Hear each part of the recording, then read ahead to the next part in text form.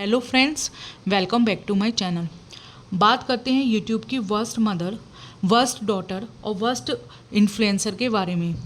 अभी तक इनका रिलीजन कार्ड, सिंपैथी कार्ड खेलना बंद नहीं हुआ था और अब इन्होंने वुमेन कार्ड खेलना भी शुरू कर दिया। और ये वो इन्फ्लुएंसर हैं जिन्होंने 7 साल में अपने ब्लॉगिंग के सो कॉल्ड रियलिस्टिक और अनफिल्टर्ड कंटेंट के नाम पे इतना स्क्रिप्टेड और झूठा कंटेंट परोसा है और उसके ज़रिए जो है नॉर्मल जो middle class, lower middle class और यहाँ तक कि हायर क्लास की वुमेन और बहू के लाइफ में कहीं ना कहीं बहुत ज़्यादा प्रॉब्लम्स भी क्रिएट करी है। मैं बात कर रही हूँ हमारी चिपिका मैडम के बारे में।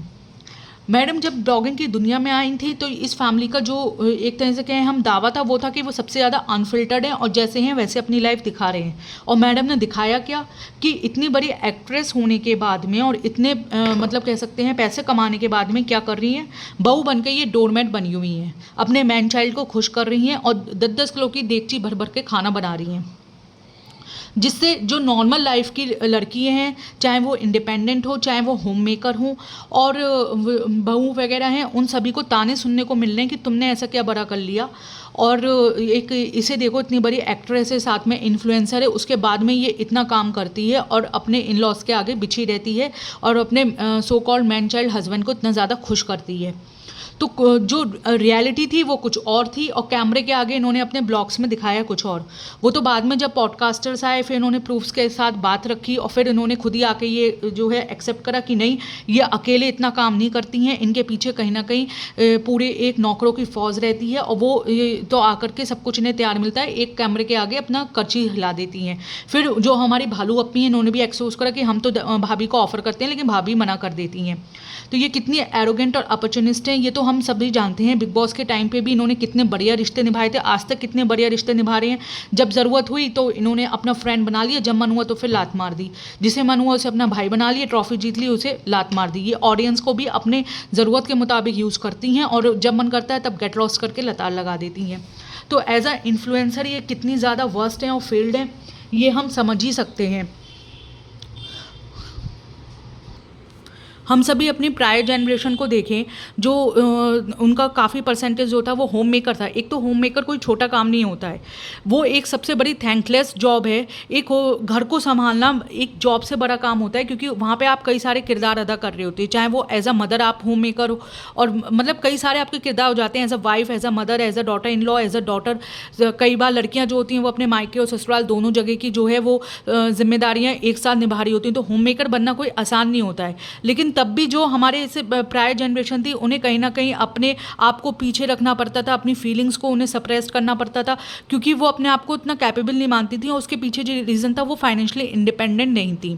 तो उन्होंने अपने कह सकते हैं कि लाइफ से एक लेसन लेकर के अपनी बेटियों में ट्रांसफ़र करके नहीं, हम अपनी लाइफ में जो पीछे रह गए या फिर हम अपनी लाइफ पूरी तरह से नहीं जी पाए वो हम अपने डॉटर्स के संग में नहीं करेंगे। तो 21st सेंचुरी की लड़की जो है वो फाइनेंशियली इंडिपेंडेंट होना चाहती है और होना चाहिए भी, लेकिन जो हमारी 21st सेंचुरी की सो कॉल्ड वुमेन इन्फ्लुएंसर बन के निकल के आई हैं, ये जिनके मिलियंस में सब्सक्राइबर हैं, वो ये दिखाती हैं कि आपको as a daughter in law जो है वो अपने सास ससुर की बटरिंग करनी ही पड़ेगी, उनके आगे बिछना ही पड़ेगा, आपको डेगची भर भर के खाना बनाना ही पड़ेगा, अपने मैन चाइल्ड हस्बैंड को खुश करना ही पड़ेगा। और ये सब कुछ ड्रामा जो चल रहा है वो इनका चल रहा है सिर्फ कैमरे के आगे, क्योंकि बिहाइंड द कैमरे 7 साल में कितनी अच्छी तरह एक्सपोज हो चुकी हैं वो हम सभी देख ही चुके हैं। लेकिन जो कैमरे में आपके इतने साल तक आपके ऑर्गेनिकली उस समय फैंस बने थे और ब्लाइंड फॉलोअर्स तो आपके अब रह गए हैं, उस टाइम तो आपके सारे फैंस जो थे वो आपको सच ही समझते थे। उनको कितना ज़्यादा कहना चाहिए उनकी मेंटल हेल्थ पे असर पड़ा और लोगों ने कंपेयर करना खुद को शुरू कर दिया कि कहीं हम ही तो कम नहीं है, और जिन्होंने कंपेयर नहीं करा उनको घर में भी ताने सुनने को मिले। तो ये जो है कहीं से कहीं तक भी वुमेन इन्फ्लुएंसर बनने का राइट नहीं रखती हैं और वुमेन एम्पावरमेंट की बात कम से कम इन जैसे नार्किसिस्ट और निगेटिव लोगों को तो नहीं करनी चाहिए, क्योंकि एज अ वुमन आज 21st सेंचुरी में भी जो है आपको 3 गुना ज़्यादा स्ट्रगल करना पड़ता है उस सफलता को पाने के लिए जो सेम सफलता एक पुरुष को आसानी से मिल जाती है, क्योंकि सोसाइटी स्टीरियोटाइप्स इतने बने हुए हैं और उस टाइम पे भी आप इतने ज़्यादा जो है अपने खुद के फ़ायदे के लिए सो कॉल्ड इन्फ्लुएंसर बन करके इतना ज़्यादा नेगेटिविटी और झूठ फैलाओ, तो आप तो कहीं से कहीं तक ये राइट नहीं रखते हो। अब बात करते हैं इनकी एज अ मदर ये क्यों फेल्ड है। देखिए, ये MR इनका रिश्ता एग्जिस्ट करता है, हम सभी जानते हैं। इन्होंने फर्स्ट मैरिज करी, उसके बाद में कन्वर्ट होकर सेकंड मैरिज करी, इनका पर्सनल मैटर है। लेकिन इनकी फर्स्ट मैरिज से जो बेबी था इन्होंने उसे कभी एक्सेप्ट ही नहीं करा, वो भी सिर्फ अपने फ़ायदे के लिए, झूठ बोलने के लिए। ये ऐसी तो पहली महिला नहीं थी जिनकी सेकंड मैरिज थी हुई और उसका फर्स्ट मैरिज में जो है बेबी हुआ। कई सारे हम जो है इनकी इंडस्ट्री से जुड़ी हुई एक्ट्रेस को ही देख सकते हैं कि जिन्होंने 2 शादी करी, उनकी 2 शादी तक फेल्ड हो गई, या विदाउट मैरिज बच्चा हुआ। उस हर एक्ट्रेस ने माँ बन करके अपने बच्चे को कभी भी डिसओन नहीं करा, उसने प्राउडली एक्सेप्ट करा और अपने बच्चे को हर वो ज़िंदगी देने की कोशिश करी जो एक माँ बेहतर से बेहतर कर सकती है। क्योंकि हम सभी जानते हैं इस धरती पे माँ से बड़ा कोई रिश्ता नहीं है, लेकिन ये एज अ मदर भी फेल रही, क्योंकि इन्होंने जो उसकी कस्टडी फादर को दे दी, कोई प्रॉब्लम नहीं है। लेकिन जब ये कैमरे पे आकर के ये बोलती हैं एमआर एग्जिस्ट ही नहीं करता, तो ये इनकी ब्रूटैलिटी दिखाता है और ये एज अ मदर भी फेल्ड हैं, ये दिखाता है। दूसरा, रू बेबी की जब स्टार्टिंग के डेज थे तब उसकी ग्रोथ लेट हो रही थी। ऑडियंस में सब तरह के लोग होंगे, आप ऑडियंस को कंट्रोल नहीं कर सकते हो। जिन्होंने ट्रॉल करा वो गलत करा, किसी भी बच्चे को ट्रॉल करने का किसी को राइट नहीं है, लेकिन वहाँ आप कंट्रोल नहीं कर सकते। लेकिन एज अ मदर तो आप इतने लालची ना बनो कि आप तब भी कॉन्टेंट बनाओ जब आपके बच्चे की इस हद तक ट्रोलिंग हो रही हो। कल को उसे पता लगेगा, उसकी मेंटल हेल्थ पे क्या फ़र्क पड़ेगा, वो क्या सोचेगा। आपने कभी ये बात सोची? लेकिन आपने ना तो कभी ऑडियंस को, जो ट्रोलिंग तबका था स्पेशली, उसको कॉल आउट करा कि भाई बच्चे को आप किस बेस पर ट्रोल कर रहे हो, क्योंकि कहीं ना कहीं आपको डर था फिर आपकी ना पोल खुल जाए। और आपने कंटेंट बनाना भी बंद नहीं करा। आज की तारीख में भी आपके मैन चाइल्ड, झूठे जनाब और आपके आधे से ज़्यादा ब्लॉग में जो है वो रू बेबी को दिखाया जाता है।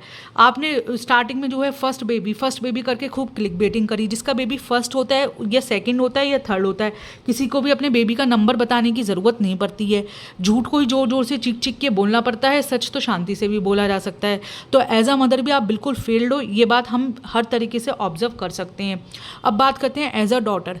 आपने 2 बार धर्म बदल के शादी करी, उसमें कोई प्रॉब्लम नहीं है, लेकिन इंडिया में इस नाम पे ऑनर किलिंग हो जाती है। मैं इस चीज़ को कभी भी सपोर्ट नहीं करती हूँ, लेकिन आपके पेरेंट्स कहीं ना कहीं लिबरल थे, उतने सपोर्टिव थे। उन्होंने पहले आपको जो है हर तरह का कैरियर चुनने, आपको एक सक्सेसफुल इंडिपेंडेंट लड़की बनाने में आपकी हेल्प करी। जो उनका फ़र्ज़ था वो पूरा करा, और फिर आपके हर फैसले में वो कंधे से कंधा मिला के खड़े रहे। हम जिसका आपने कंटेंट छाप करके अपनी सेकंड मैरिज का जो है यूट्यूब पे डाला है, हम देख सकते हैं आपके माता पिता हर रस्म में आपके साथ खड़े थे, लेकिन आपने उन्हीं माता पिता को आकर के ऑन कैमरा बोल दिया कि उनके साथ आपका चाइल्डहुड जो है वो एक ब्लैक पैच था।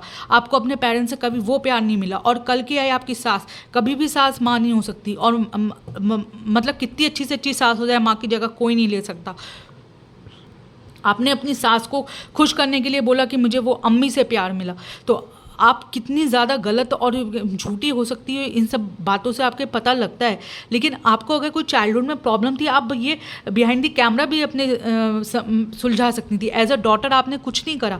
आपकी जो मदर हैं उन्होंने आपकी प्रेगनेंसी टाइम में साथ दिया, अम्मी बनी मम्मी ने आपका साथ नहीं दिया। जो अम्मी ने मुझे मम्मी से भी ज़्यादा प्यार दिया, आपने ये स्टेटमेंट दिया था, और उन्होंने प्रेगनेंसी में भी आपका पूरा साथ दिया, आपकी रियल मदर ने। और आज आपका बेबी जो है वो आपके भरोसे नहीं पल रहा है। आप शूटिंग भी चली गई और आपने इतनी सर्जरी भी करा ली, और वो जो है वो अपनी नानी से अटैच है, नानी बनी नैनी है। हम ये सब देख सकते हैं 70+ होने के बाद में, और इतने ज़्यादा हेल्थ इश्यूज होने के बाद में एक टॉडलर को, एक यंग लड़की को संभालना मुश्किल हो जाता है। लेकिन वो इस एज में जो है वो इतना कर रही है, तो कहीं ना कहीं वो आपके प्रति प्यार दिखाता है और उस अपने ग्रैंडसन के प्रति उनका प्यार दिखाता है। किसी लालच में वो ऐसा नहीं कर रही। लालची आप हो जो अपना काम पूरा होने के बाद में फिर से अपनी माँ को फेंक दो, कोई भरोसा नहीं है आपका। लेकिन आप इस तरह से ऑन कैमरा आकर के अपने खुद के कहना चाहिए अपने पेरेंट्स को ट्रोल कर रही हो, ये बहुत ज़्यादा शर्मनाक है। उसके बाद में आपने अपनी खुद की ऑडियंस को लता रहा था, गेट लॉस्ट, मैं तो अपने फादर इन लॉ का ख्याल रखूंगी क्योंकि मेरे खुद के फादर ने मुझे ये संस्कार दिए हैं।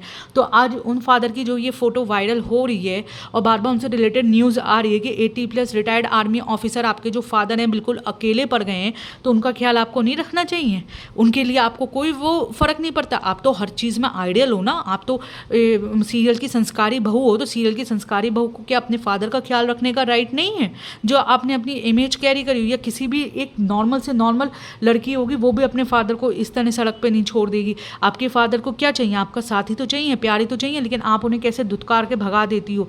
वहाँ पे जब आपकी चालू अप्पी की शादी थी तो वहाँ पे आपने रूम देने के नाम पे उन्हें धुतकार के भगा दी कि बिना शादी अटेंड करे हुए वो बेचारे इतनी दूर से आ गए। वो वहाँ पे क्या आपके किसी लालच में गए थे? सिर्फ अपनी बेटी की रिश्तेदारी के कारण गए थे वो, लेकिन आपने एज अ डॉटर हमेशा आप फेल्ड रही हो, चाहे वो आपके मदर हो चाहे आपके फादर हो। आपने हर चीज़ में जो है अपने आप को, सिर्फ अपने आप को आगे रखा है। आपको कभी नहीं ख्याल आया कि आपके पेरेंट्स का क्या होगा, या फिर आप एज अ मदर क्या कर रही हो, एज अ डॉटर क्या कर रही हो।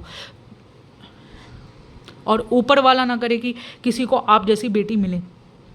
हम सभी जो है वो मतलब उनकी फ़ोटो देख करके इमोशनल फील कर रहे हैं, हम सभी की सिंपैथी उनके संग में जा रही है, लेकिन एज अ डॉटर आपको नहीं फील हो रहा है कि कुछ भी गलती करी हो, कि एक टाइम तो आता है कि आपको अपने फादर को, जो बूढ़े हो चुके हैं, उन्हें माफ़ कर देना चाहिए, और फिर उसके बाद में आप आकर के अपने आप को इन्फ्लुएंसर कह रही हो, अपने आप वुमेन एम्पावरमेंट की बात कर रही हो, ये दावा कर रही हो कि जो आपके झूठे जनाब ने आपका ख्याल रखा वैसा ख्याल रखना चाहिए। झूठे जनाब ने सिर्फ आपकी बीमारी को कंटेंट बना के पैसे छापे हैं।